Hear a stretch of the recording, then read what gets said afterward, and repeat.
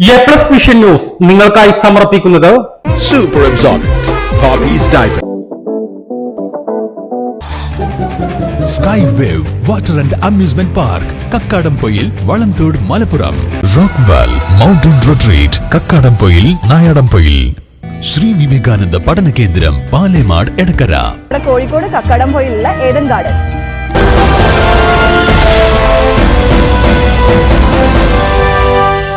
ഇരിക്കുന്ന ആരാച്ച അപ്പോൾ അതിൻ്റെ അപ്പനാവും, അത്ര തന്നെ. അല്ലാതെ വേറെ അതിനകത്ത് കാര്യമൊന്നുമില്ല. സാധനം കൊണ്ടുവന്നത് പിന്നെ ഉമ്മൻചാണ്ടിയാണ്. ഭരണത്തിലിരിക്കുന്നവർ അവരുടെ നാട്ടിൽ നടക്കുന്നതൊക്കെ അവരുടെ നേട്ടമായി അവതരിപ്പിക്കുകയല്ലേ. ഇപ്പോൾ പോർട്ട് കണ്ടില്ലേ, ഉമ്മൻചാണ്ടി കൊണ്ടുവന്ന സാധനമാണത്.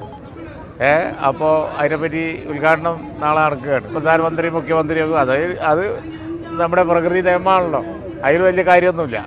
ബി.ജെ.പിയുടെ സംസ്ഥാന അധ്യക്ഷൻ വരെ ഇപ്പോൾ വേദിയിലേക്ക് എത്തുന്നു. പക്ഷേ പ്രതിപക്ഷ നേതാവിനൊക്കെ ഏറ്റവും അവസാന ഘട്ടത്തിലാണ് ക്ഷണിക്കുന്ന സാഹചര്യമൊക്കെ ഉണ്ടാകും. അത് കുഴപ്പമില്ല, ഫോട്ടോ ആരുടെങ്കിലും വെച്ചോട്ടെ, ഒരു ദിവസം നോക്കി എല്ലാവരും ഒഴിവാക്കിക്കോളും. ജനങ്ങളുടെ ഹൃദയത്തിൽ പതിഞ്ഞ ഒരു ഫോട്ടോ ഉണ്ട്, വിഴിഞ്ഞം പിന്നെ ഹാർബറിൻ്റെ.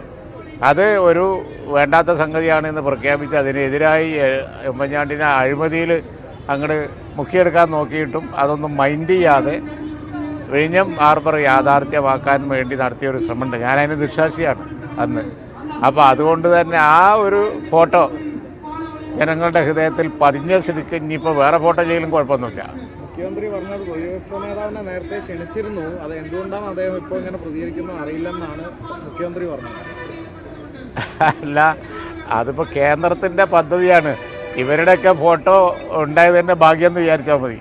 പ്രതിപക്ഷ നേതാവിൻ്റെ ഫോട്ടോ ഇല്ലെങ്കിലും തൽക്കാലം അതിൽ പോയില്ലെങ്കിലും കുഴപ്പമൊന്നുമില്ല. ഞാൻ പറഞ്ഞല്ലോ, അത് ഈ പോർട്ട് യാഥാർത്ഥ്യമാക്കിയത് കോൺഗ്രസ് ഗവൺമെൻറ്റിൻ്റെ ഒരു ഉമ്മൻചാണ്ടി ഗവൺമെൻറ്റിൻ്റെ ഒരു വലിയ അശാന്ത പരിശ്രമമാണെന്ന് എല്ലാവർക്കും അറിയാം. ജാതി സെൻസസ് നേരത്തെ ഇന്ത്യ മുന്നണിയുടെ ഡിമാൻഡാണ്. ഇപ്പോൾ ഗത്യന്തരമില്ലാതെ കേന്ദ്ര ഗവൺമെൻറ് പ്രഖ്യാപിച്ചതാണ്. ബീഹാർ തിരഞ്ഞെടുപ്പൊക്കെ വരുമ്പോൾ, എല്ലാം തിരഞ്ഞെടുപ്പ് വരുമ്പോഴാണല്ലോ പ്രഖ്യാപനങ്ങൾ.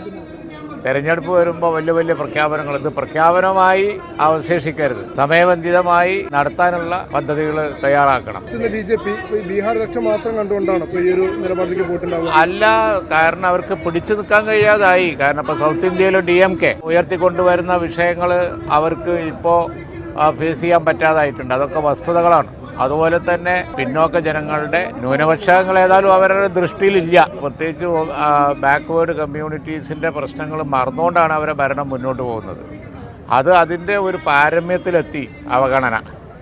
അപ്പോൾ സ്വാഭാവികമായി കഴിഞ്ഞ UP തെരഞ്ഞെടുപ്പിൽ അവർക്ക് തിരിച്ചടി ഉണ്ടായി. ഇനിയും ബീഹാറിലും കൂടി തെരഞ്ഞെടുപ്പിൽ തിരിച്ചടി ഉണ്ടാവണ്ട എന്ന് തന്നെയാണ് ഇപ്പോഴത്തെ motive. Super absorbent Popees diapers.